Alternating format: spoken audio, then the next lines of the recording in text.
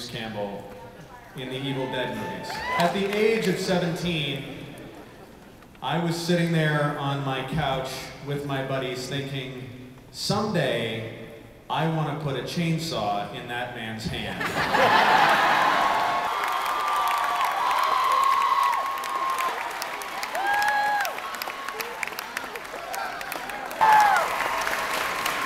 As far as the Evil Dead, yes, it will be remade, and shut up about it. In the panel you mentioned, as a 17-year-old, it was one of your dreams to put a chainsaw in Bruce Campbell's hands. Were you on set the day you actually got to do that? I was not on set for the actual chainsaw scene. That's actually kind of tragic. Yeah. Oh, sorry. Welcome. 3 minutes and not a second more. All right. Who wins in a fight between Axe and Ash? They would both cheat, so they would probably both lose. He understands our input, and again, they have the power of editing. You can cut anything out. So you can always make the actor feel comfortable. Hey, we're having fun here. And then you can butcher everything that they do if you don't like it. We know that, which is what allows us to do it. Because we know that they have every right to hack it out if they don't like it. And there's plenty of stuff I've seen removed and plenty of stuff that they kept. Anything really painful that you've been disappointed was cut? Or something that it was amazing. I thought I killed it. They Yeah. cut it. Just everything that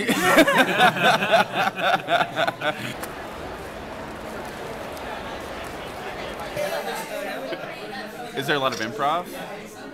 No. Yes and no. I would say no, No? not at all, comparatively. Really? Well, I mean, it's a very tightly scripted Yeah, show. like Okay. all the like funny bits. I mean, they're definitely written in script, but yes, I mean, there's playfulness indeed. We do a lot of what is written, and then I think, a lot of times Yes. there's a lot of Rob Hugel. Yeah, like on the day. There's a lot of stuff on the day, but it is all written very well. Indeed. Great, Yeah, but great. I think people have this idea that, like, we kind of go in with a loose idea of what the That's scene what I'm is trying going to to be. say, yeah, But it's not like there's- there are lines to learn, and they write very funny lines, and we do them and then throw in some other stuff. Okay. But it's not like an improvised. Gotcha. I don't know what it is. Let's all take a nap. It's a rough day. Lake, was your character in No Strings Attached based on anyone you actually know? Myself. Really? Intimately, I know her. Sort of, but like I can't say it literally on the off chance that that person would watch this and be like, "Fuck you! You think I'm that weird and a diatribe of a human?" I think that it's actually going to come together sometimes.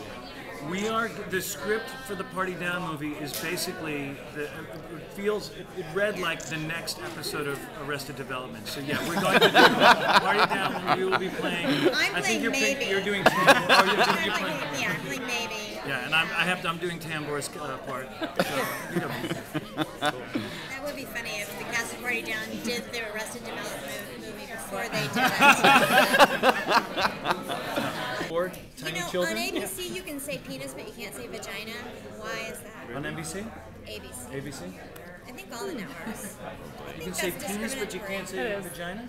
Yeah, why can't you say vagina? I don't know.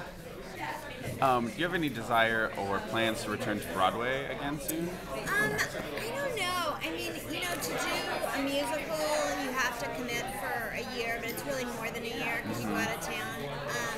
And so I'm not sure if I want to give that much time to something, but it would depend on the thing. I mean, it's sort of on a case by case. Right. I had a bad experience with Lips Together Teeth Apart. Oh, really? I don't know. I'm kind of like loving Los Angeles right now. I support that.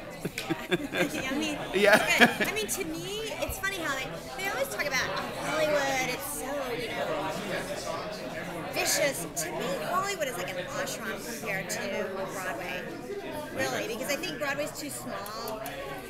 And here, I just feel like everybody's much more supportive and creative and I don't know, especially in the comedy community. There's just a real genuine, sincere feeling of community and support, and everybody, it's kind of like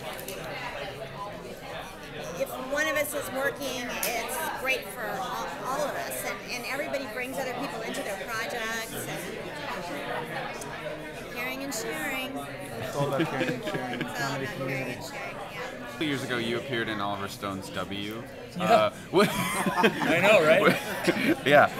Did that kind of work? Questions for you about that. Did that kind of work appeal to you, or do you want to stick with comedy going forward? Yeah, working with Oliver Stone just did not appeal to me. No, it was awesome, man. Yeah. Look, I'll do anything. As long as it's cool, you know. Don't care what it is, but definitely, I came up doing like Shakespeare and drama. Really? Like now but it's just not as fun as comedy. So yeah, that's where I'll live for sure. But cool. If Oliver Stone wants me to be in W2, I'm happy to be there. All right.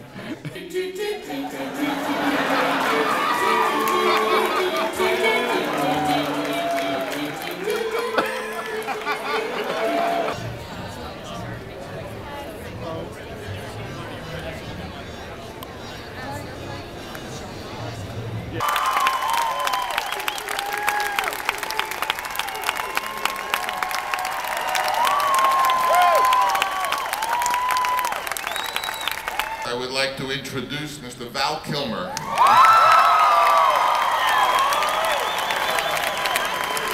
Say a few words. Thank you. It's great to be here, and it was a great privilege to work with Francis Ford Coppola in the fall, and it's a very exciting day because we're all going to see something that has never been seen before. So, when I put the mask on, that's a good... Oh, ladies, you don't have the mask on. You're going to do it, though, right? Because you won't see it in 3D if you don't.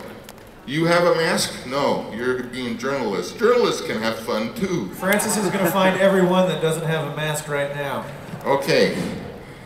All right, so when I do that, and when I take it off like that, you certainly don't have to wear this mask throughout the whole film I'm going to show. So you can although you can watch it, everything here is your choice. To do is go on tour like a month before the film opened and go to all the cities myself with my collaborators, with live music, and actually perform the film for each audience uniquely for them. A different version for each audience. That's what opera was like. The whole movie under my control. Wow. If I wanted to make changes, I would push this button, and where the hell is that? And as you see, I have all kinds of options. I have, one scene says 19S, 19L. That means short or long. I have other scenes that were not in that. And I could just on the fly, and we're going to try to do it for you, with live music, perform the film again, except for you.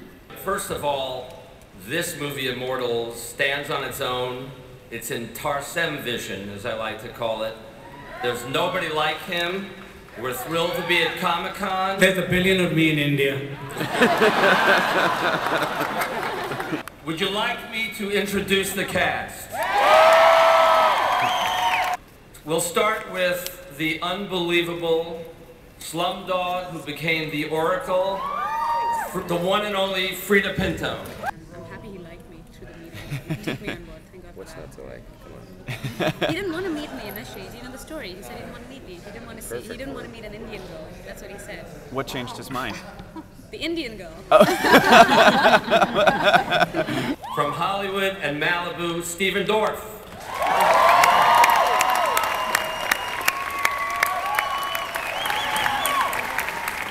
They sent me the script, and I remember asking Sophia like what I should do, because I was thinking about doing all these different movies after Somewhere. It was weird, you know, and I was trying to mix it up a little bit, and so I think, you know, for me, got a great chance to work with Frida and meet some new friends, and, you know, got a great cast in the film. And The great, the wonderful young Luke Evans. I'm kind of struck by the uncanniness of your resemblance to John Hurt. So I'm curious who was cast first. Oh, really? That's interesting. Yeah. I'm intrigued to see how it looks because they morphed me into him and back again. Because I think even your voice has... Yeah, there is a bit... People have said that. That's all that is a wonderful compliment, actually.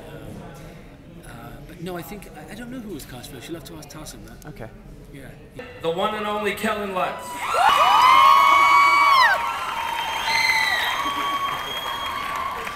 Tarsem saw them as young gods. I mean, if you could be a god, why not be in your 20s, 30s? I think we all had our fun then, or I am having it now, or we are having it now.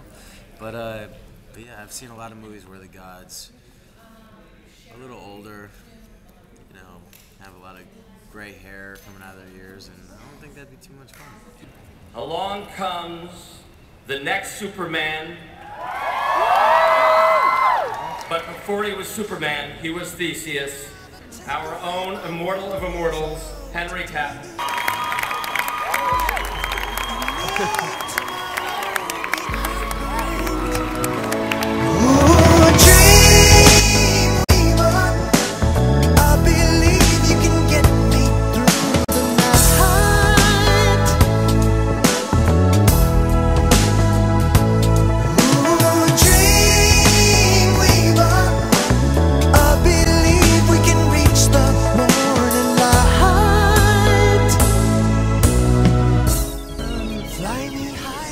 Each role is different. The character's in the writing and in the decisions you make. I don't think there's necessarily a way of approaching it. Certainly in the way I do it, there's no different ways of approaching it. For things like period characters, there's a lot of research available, potentially. But generally, it's trying to represent a character from the page on the screen.